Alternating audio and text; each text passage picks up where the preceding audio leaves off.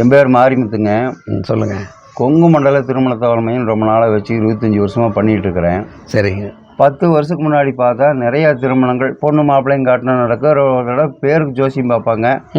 பொண்ணுக்கு பையனுக்கு பிடிக்கி கல்யாணம் நடந்ததுங்க. நல்ல தொழில் போச்சு. இப்போ ஒரு 2 வருஷமாக திருமணங்களை நடத்த முடியல. என்ன காரணம்னு தெரிய மாட்டேங்குது. கேட்டால் நியூமாலஜிக்குள்ளே போகிறாங்க, அடுத்து ஜோசியத்துக்குள்ளே போகிறாங்க, கூலி திசை வருதுங்கிறாங்க. அப்புறம் பார்த்தா ரிஜெக்ட் ஆகிட்டே இருக்குதுங்க. என்கிட்ட 38லேருந்து 40 வயசு வரைக்கும் பசங்க இருக்குது.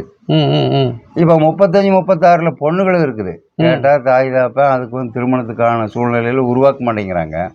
பசங்களும் அதுக்கான சூழ்நிலை தாய் தாப்பன் ரெடி ஆகலை. இப்போ என்னங்கன்னா திருமண அமைப்பாளர்கள் எங்கள் மேலே சங்கடப்படுறாங்க. இதுக்கு நாங்களே பார்ட்டி நம்பரோடவே கொடுத்துக்கிட்டு பேசுகிறோம். அப்புறம் என்னங்கிறாங்கன்னா 3 விதமாக பேசுகிறாங்க. எங்களுக்கு குடும்பத்தில் ஜோசியர், அதுக்கடுத்து குடும்ப வக்கீல், அடுத்து குடும்ப டாக்டர், அந்த மாதிரி ஒவ்வொரு குடும்பமும் இப்படி வாழ்க்கை வாழுது. இதனுடைய விளைவு என்னன்னா திருமணங்கள் இனிமேல் நடக்குமா? இது ஜோசியத்தினுடைய அடிப்படையில் தான் வருது. என்ன காரணம், ஏன் இது நடக்க மாட்டேங்குது? எங்களுடைய கண்ணோட்டம் என்ன, இன்னைக்கு நகை 55,000 ரூபா விற்கிதுங்க. இந்த 55,000 ரூபா நகை விற்கிறதுனால அதை தாய் தாப்பை இழக்க விரும்பலையா அப்படிங்கிறது என்னுடைய கேள்வி. இது உங்களுடைய விளக்கம் என்னங்க? அதாவது நீங்கள் ஒரே கேள்வின்னு சொல்லிட்டு அதில் துணை கேள்வி நிறைய கொடுத்துருக்கீங்க. சரிங்க. உதாரணமாக பார்த்தீங்கன்னா, இப்போ நம்ம சாதாரணமாகவே பார்த்தீங்கன்னா ஒரு கல்யாணம் அப்படிங்கும்போது ஒரு பெண்ணுக்கு திருமணம் பண்ணுறாங்கன்னா அவங்க அப்பா அம்மாவோட மனநிலை என்னன்னு யோசிக்கும் போது பார்த்தீங்கன்னா பயம். முதல்ல பயம். என்ன பயம்னா, தப்பான மாப்பிள்ளை வந்துட்டா என்ன பண்ணுறது? முதல்ல அப்படி கிடையாது. முதல்ல பார்த்தீங்கன்னா உறவுக்குள்ளே இருக்கும். அவங்க அப்பா அம்மாவுக்கு தெரியும், அவங்க சம்பந்தி வீடுகள்லாம் தெரியும். அவன் சொன்னால் கேட்டுக்குவான். டேய் பிள்ளை ஒழுங்காக வச்சுக்கிட்டான்னா கேட்பான். சரிங்க. அது ஒரு காலம் இருந்தது. இப்போ என்ன ஆயிடுச்சுன்னு கேட்டிங்கன்னா, அந்த பொண்ணு விரும்பணும். முதல்ல பொண்ணுக்கு மாப்பிள்ளை பிடிக்கணும், மாப்பிள்ளைக்கு பொண்ணு பிடிக்கணும். ஆனால் இவங்க என்ன பண்ணுறாங்கன்னா, உடனே பேப்பர் எடுத்துகிட்டு போயிட்டு ஜோதிடம் பார்க்க போயிடுறாங்க. முதல் வேலை பண்ணிடுற எடுத்துகிட்டு பார்த்துட்டு ஜாதக பொருத்தம் இருக்குது. இந்த ஜாதகம்ங்கிற பொருத்தத்துக்கு முன்னாடி இன்னொரு விஷயத்தை யோசிக்கும். சாதக பொருத்தம்னு ஒன்று பார்க்கணும். சாதக பொருத்தம்னா என்ன? பொண்ணு பார்த்து நிச்சயம் பண்ணதுக்கப்புறம் போய் பேசு அப்படின்றாங்க. அப்படி தானே பண்ணுறாங்க. ஆக்சுவலி இன்னைக்கு படித்த காலத்தில் அந்த பொண்ணு ஆண்களை பற்றி பொண்ணுக்கு தெரிஞ்சிருது, பெண்களை பற்றி ஆணுக்கு தெரிஞ்சிருது. இவங்க ஜாதகத்தில் சொன்னதுக்கப்புறம் போய் பேசுகிறாங்கன்னா ஏற்கனவே அவங்க ஆண்கிட்ட பேசியிருப்பாங்க, ஏற்கனவே பெண்கிட்ட பேசியிருப்பாங்க. அப்படின்னா அவங்களுக்கு எவ்வளோ நாலேஜ் இருக்கும். அந்த நாலேஜோடு வச்சுக்கிட்டு இந்த ஜாதகத்தை தூக்கிட்டு போகிறது.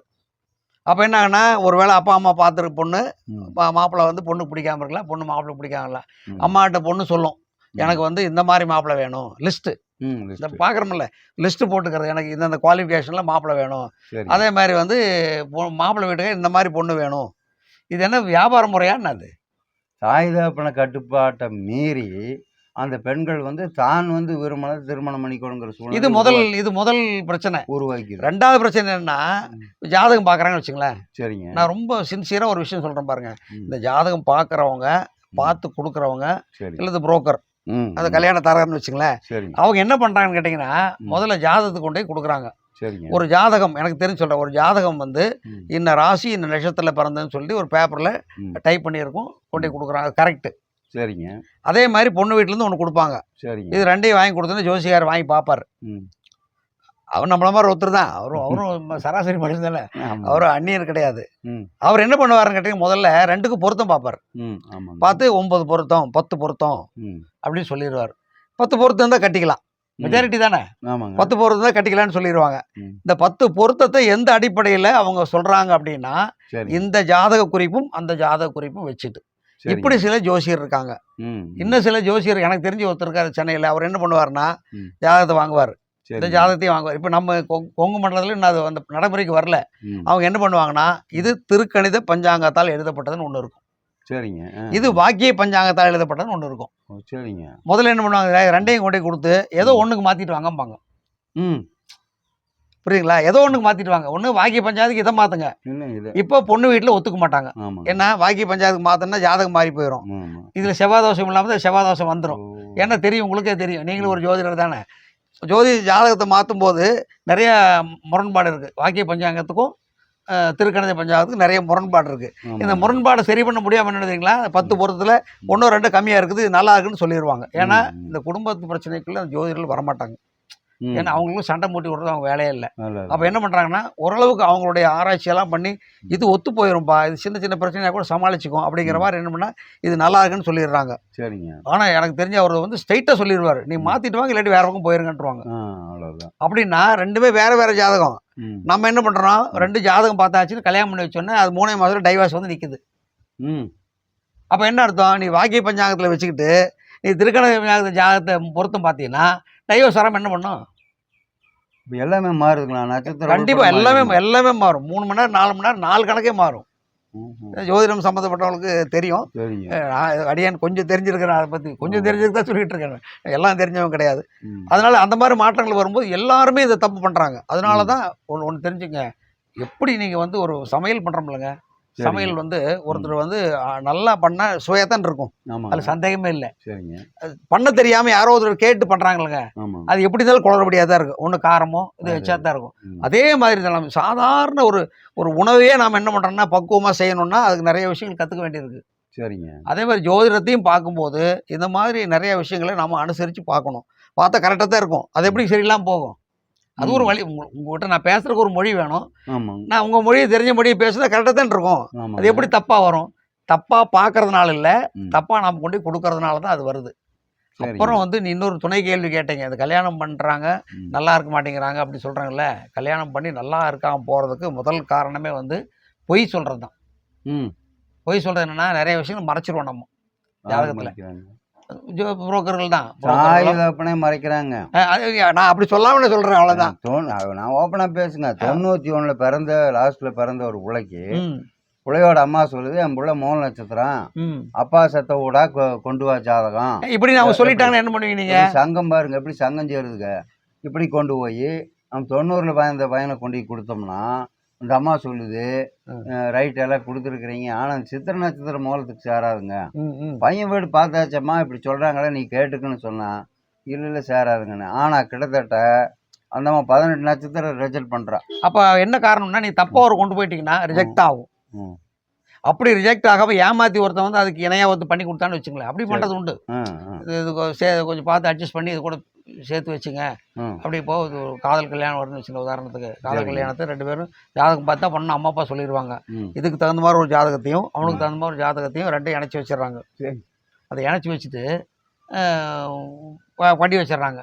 பண்ணி வைக்கும்போது என்ன ஆகுன்னா சில நேரங்களில் இது மாதிரி தப்பாக நம்ம செய்கிறதுனால அந்த ஜாதகங்கள் தப்பாகி திருமணம் சரியாக ஒத்து வராமல் அந்த இதில் ஒரு இன்னொரு விஷயம், மனப்பொருத்தம் உண்டாகி யாதொரு பொருத்தம் தேவையில்லைன்னு பஞ்சாங்கத்தில் எழுதியிருக்கு. அதே தான். ஆனால் வந்து அதை வந்து ஏற்றுக்கிறதே இல்லையே ஜோசியம். அது நீங்கள் பாருங்கள், மனப்பொருத்தம்ங்கிறது எப்படி கண்டுபிடிக்க முடியும்னா இந்த சரியான ஜாதகம் சரியான ஜாதகம் தான் மனப்பொருத்தம் கண்டுபிடிச்சிடலாம். சரிங்க. நான் அர்த்தம் சொல்ல வரேன். நான் இப்போ ஜாதகம்ங்கிறது பொய் இல்லை அப்படின்றதுக்கு உதாரணம் என்னென்னா, நீங்கள் கரெக்டான ஜாதகமாக இருக்கும் பட்சத்தில் அந்த பையன் தான் கரெக்டான ஜோடி அப்படிங்கிற பட்சத்தில் ஜாதகம் கரெக்டாக தான் இருக்கும். நீங்கள் தப்பாக பண்ணியிருந்தால் மட்டும்தான் மாறும். அப்படி தப்பாக பண்ணிட்டு ஜாதகத்தை குறை சொல்லக்கூடாது. சரியான ஜாதகம் இருந்தால் நிச்சயமாக அது கண்டிப்பாக. இப்போ ஒருத்தர் +2 படிச்சுக்கான்னு வச்சுங்களேன், இத்தனை மார்க் வாங்கினாங்கன்னா அந்த மார்க் உண்மையாக சொல்லணும். என் பையன் நல்லா படிச்சுக்கான்னு சொல்லிட்டு பொய்யை பாரு சொல்லிட்டு வச்சுக்கிறேன், நாளைக்கு ஒரு கேள்வி கேட்கும்போது தெரியலன்னா என்னத்தை படித்தா அப்படிமா. எங்களுடைய வாதம் என்னங்கன்னா, பொருளாதாரம் அதிகமாகிடுச்சுங்க. பொண்ணு வீடு வந்து என்ன ஆகுது, நகை 55,000 ரூபாய்க்கு பக்கம் நகை நடக்குது. அப்போ நாம் வந்து 30 பவுன் போட்டு இந்த பையனுக்கு வந்து சேராத ஜாதத்துக்கு கொடுக்கறதா அப்படிங்கிற ஒரு எண்ணம் இதில் அத்தனையுமே வந்து பெண்களுடைய உள்ளீடு அதிகமாக இருக்கிறதுனால திருமணங்கள் தவிர்க்கப்படுது. நிறைய இன்னொரு பக்கம் பார்த்தீங்கன்னா, ஆண் ஜாதகம் எடுத்துகிட்டு போனால் திருமணம் நடக்குதுங்க. அந்த வீட்டில் இருக்கிற பெண்ணும் சேர்ந்து போச்சுன்னா அந்த கல்யாணம் நடக்க மாட்டேங்குது. அதுதான் இப்போ அவங்களுக்கு புரிதல் இல்லை. என்னமே புரிதல் இல்லைங்க. அங்கே பொருளாதாரம் மேலோங்கி நிற்கிது, தேவையில்லை மன உளைச்சல். ஓட்டு வீடா அவரோட விளைவு என்ன? ஓட்டு வீடுக்கு நாம் வந்து விளைவு என்ன கடைசியில் கட்டக்கூடாது. விளைவு என்ன கடைசியில்? ஏமாற்றம் தானே. அப்போ என்ன ஆகுன்னா, சம்மந்தப்பட்ட திருமண அமைப்பாளர் கேவலம் பேசுகிறாங்க. அதுக்கு அடுத்தது பார்த்தீங்கன்னா, ஜோசியருக்கு வந்து எங்கள் ஜோசியத்தை பார்ப்பேங்கிறாங்க. அப்புறம் அவர் என்னங்கிறாரு, எங்களுக்கு தகுந்த மாதிரி நீங்கள் ஜாதகம் கொண்டு வாங்கன்னு சொல்லி லிஸ்ட்டை போட்டு கொடுத்துட்றாரு. தேட முடியுங்களா? அது முடியாது. 1.5 வருஷத்தில் இளைய மூத்த பையன் மட்டும் வேணும் அப்படின்னா எப்படி கல்யாணம்? அதுக்கு தான் முன்னோர்கள் என்ன பண்ணாங்கன்னா, இந்த ஜாதகத்தை வந்து வள்ளுவர்னு எழுதுவாங்க முதல்ல. ஆமாங்க. இப்போல்லாம் அவங்கெல்லாம் கிடையாது. இப்போல்லாம் கம்ப்யூட்டர் ஜாதகம் வந்துச்சு. அதனால் வந்து இப்போ வந்து டாக்டர்கள் சொல்கிற நேரத்தை தான் குறிச்சிக்கிறாங்க. அந்த டாக்டர் நேரம் குறித்து வைக்கிறதுனால அதை நம்ம பெருசாக நம்ம கரெக்டுன்னு சொல்ல முடியாது. அப்படிப்பட்ட நிறைய சந்தேகங்கள் இருக்குது. ம். இந்த சந்தேகங்களை நம்ம தொடர்ந்து பேசுவோம். சரி தொடர்ந்து பேசி இந்த நம்ம நாரதர் சேனலில் இந்த சரி மாதிரி விளக்கங்களெல்லாம் நம்ம கொடுப்போம். ரொம்ப சரி நன்றி. பேசுகிறேங்க.